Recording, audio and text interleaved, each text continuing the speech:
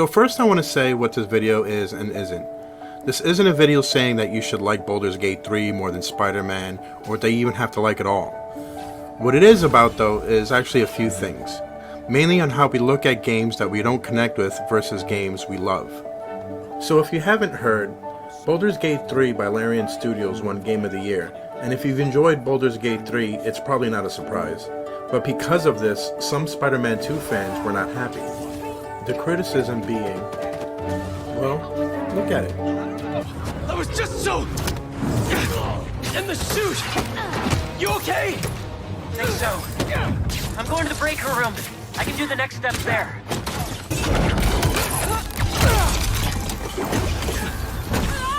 Show him!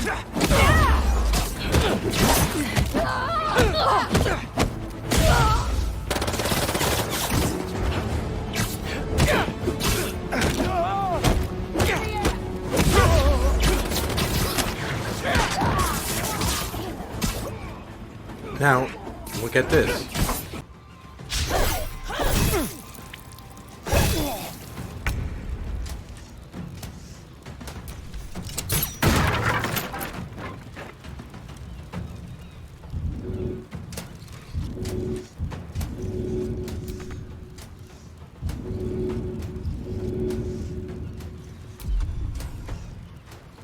Go for the throat.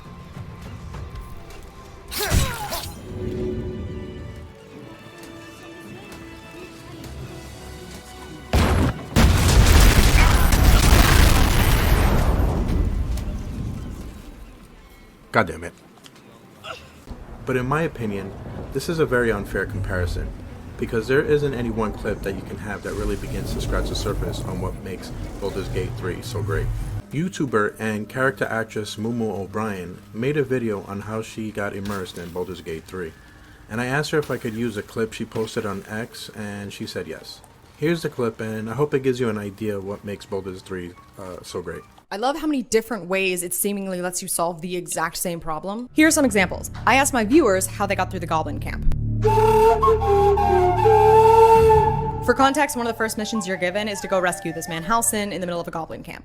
Goblins are chill with drow, so when Matt and I played, we disguised ourselves as drow so we could sneak in. During my all-nighter, I gathered all the goblins by playing a little ditty, and then carefully planned out an ambush so I could attack them all at once. A lot of other people also planned out an ambush by putting grease on the stairs, ice on the bridge, using a spell that locks all the doors. Someone fully sold out the good guy location so they could assassinate the leader once they were left alone. Someone was attempting to ambush everyone but then got caught freeing a prisoner and had to fight their way out. Someone woke up the drunk goblins and then gave them more booze so they'd pass out again. And this person poisoned the punch bowl at the party.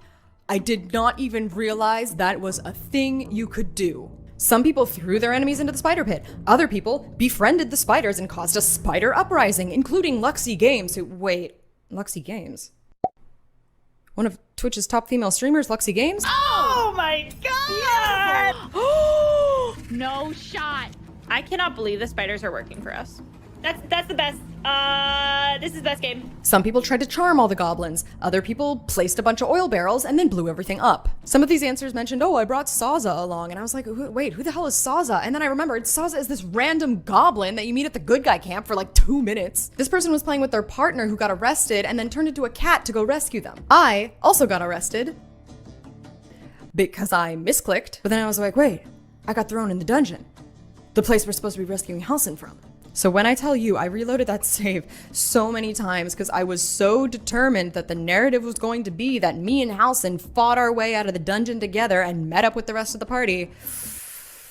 I just love when a plan comes together. In the playthrough you are going to see, I met a character named Priestess Gut. She gave me a sleeping potion, I pass out, I wake up in a dungeon in chains. However, when Brizzy Voices was in the exact same scenario— Brizzy Voices— voice actress and content creator Anna Brisbane, Brizzy Voices. Why does it say drow drink the potion? When she was in the exact same scenario, she was given the sleeping potion, but was playing a drow. And apparently, sleeping potions do not work on drow, so Priestess Gut got mad and attacked her. We've got trouble! What's the fucking problem? I drank your potion! What the fuck? But then someone else said they defeated Priestess Gut by dropping a chandelier on her. And someone apparently seduced her and killed her in her bedroom. Some people sided with the goblins by accident. A lot of people sided with the goblins on purpose, which means there's an alternate timeline out there where the goblins are just hanging out in the good guy zone. And in my current playthrough, I got through the goblin camp by smearing shit on my face.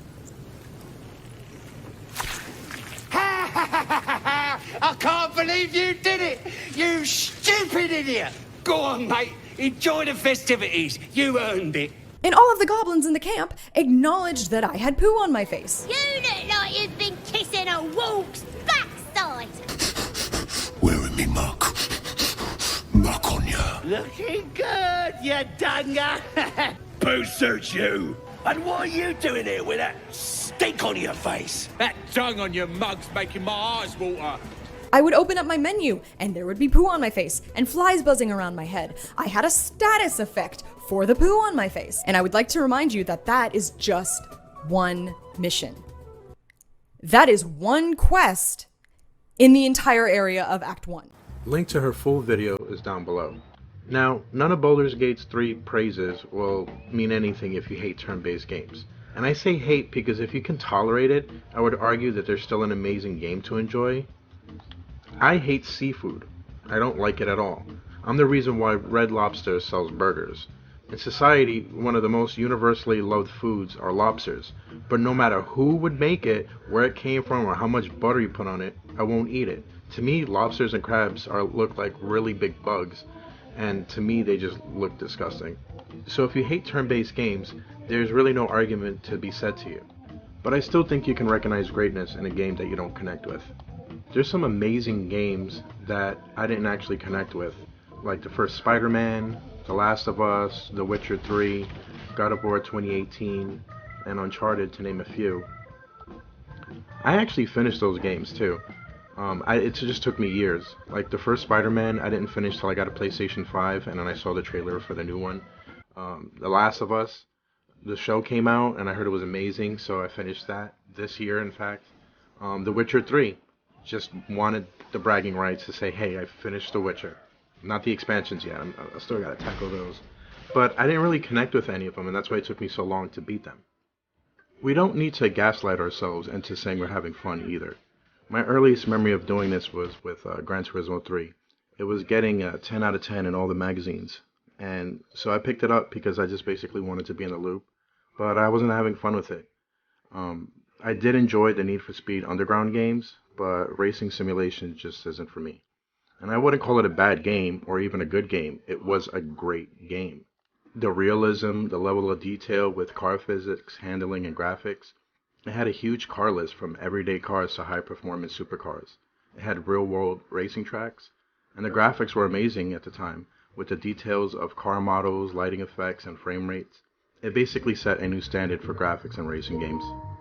But I just don't enjoy racing sims. But it's still clear as day why it was so great. It was genre-defining, which brings me to my next point. There's just some games that takes the next step in evolution in video games, and that's what Gran Turismo did for racing games. Half-Life 1 and 2 did this when it comes to first-person shooters.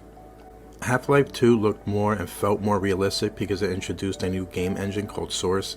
This made things in the game behave more like they would in real life. The game told a really interesting and immersive story. The story characters were well developed, and the world they lived in felt like a place you could believe in. It had a great mix of action and puzzle solving and driving vehicles. The gravity gun was a cool tool in the game that let you do things with objects and making the gameplay really unique. And the game had a cool and unique style. Like the places you visited, especially City 17, had a dark and interesting vibe that added to the overall experience. It had some really great moments too. Like there were some exciting and memorable parts in the game. For example, like the Ravenholm chapter was particularly intense. It showed how the game could, create a thrilling atmosphere and situations. And a lot of other games came from this too. Like I think Half-Life 2 inspired was the Counter-Strike, like the Source or Gary's mod, from what I understand. Other games that were genre-defining are like Mario 64. It revolutionized 3D platformers and introduced free roaming exploration in 3D environments. Metal Gear Solid pioneered cinematic storytelling and stealth mechanics in video games. I would argue that Baldur's Gate 3 isn't just genre defining, but a video game defining, to the point where other developers were basically saying, please don't expect our games to be this good. But again, like, if you don't like turn-based games, it doesn't matter if it was genre defining. I mean, probably the biggest game that I really didn't connect with was Breath of the Wild. I think I just wasn't really good with Breath of the Wild. I'm not really good at puzzles in general. I mean, and like I did give it a shot though, like twice. My second time playing through, I spent about 30 hours before I kind of like gave up on it and just realized it just really wasn't for me. The first time it was like the first hour. The old man in the beginning, who's gives you the glider later on, told me he was going to give me the glider, and when I did the thing he asked of me and he didn't give me the glider, I just got really salty and I didn't play it for like another year. Me being bad at puzzles also had an effect of my enjoyment. I mean, half the time was me trying to figure something out and then just giving it up and looking it up on YouTube. Everyone has their favorite genre. I think for me it's more of a subgenre, but I like games where I feel like it's my story, like Fallout, The Outer Worlds, and Cyberpunk are like my personal favorites. And now Baldur's Gate 3. This was like the epitome of like this story felt like it was mine. In fact, a lot of times when I replay games, my first playthrough, I'll name the character Jose, which is my name, and kind of try to make him look like me, and I know a lot of people do this. Look, if you loved Spider-Man 2 and you feel upset it didn't get Game of the Year, that's okay, because your feelings at the end of the day are valid, and it's okay to have them. But maybe take pride in the fact that at the time of this video, it has sold 6.1 million copies. And to me, that's just a success. I mean, a lot of people feel like you. It was a great game. It is a great game.